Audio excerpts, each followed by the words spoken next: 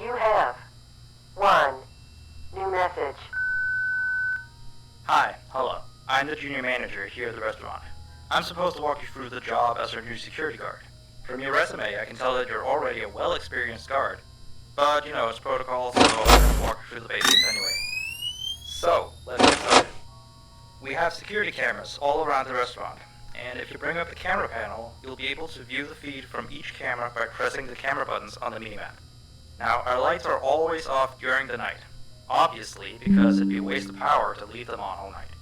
So to actually see something on the cameras, you can activate the camera system in night vision mode. You activate night vision by clicking on the button of whatever camera you're currently viewing. So for example, say you want to see what's on camera 1. You bring up the camera panel, you click on the button that says Cam 01, and then to use night vision, you click on Cam 01 again. Once night vision is activated, you can click on any of the other cameras and view them with night vision as well. And you turn it off the same way you turn it on. Now, night vision takes more power than regular vision, so make sure you use it sparingly. Your first priority as a security guard here is to keep an eye on the animatronics. Those are really expensive machines, and we do not want them stolen. And you keep an eye on them through the cameras. We have quite a few animatronics here at Candy's. There's of course the cats Candy and Cindy, there's Chester the chimpanzee, there's the penguins, just lots I tell you. So, you also have 3 security doors in your office, each of which can be closed by pressing the door button by each door. These are here in case you're in some sort of danger, but personally I just use them to shut myself off from the world when I need a break. But don't let me be a role model on that one. You need to remember doors takes power, and the longer they're closed, the more power they drain. Now, I know that sounds kind of backwards, but you have to trust me on that one. I think it's something about the doors having an automatic fail-safe feature in case the power gets cut off, so they open up if there's no more power.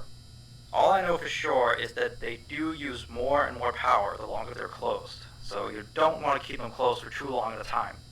Now, the reason I keep mentioning the power is because the restaurant uses a backup power generator at night, which only has a certain amount of juice in it. So anything from viewing the cameras to using the security doors takes power. You can see how much power you have left on the computer on the desk in front of you. Try not to run out of power. If you do, though, you won't be stuck in the office since the doors will always open up anyway. Oh, and one last thing.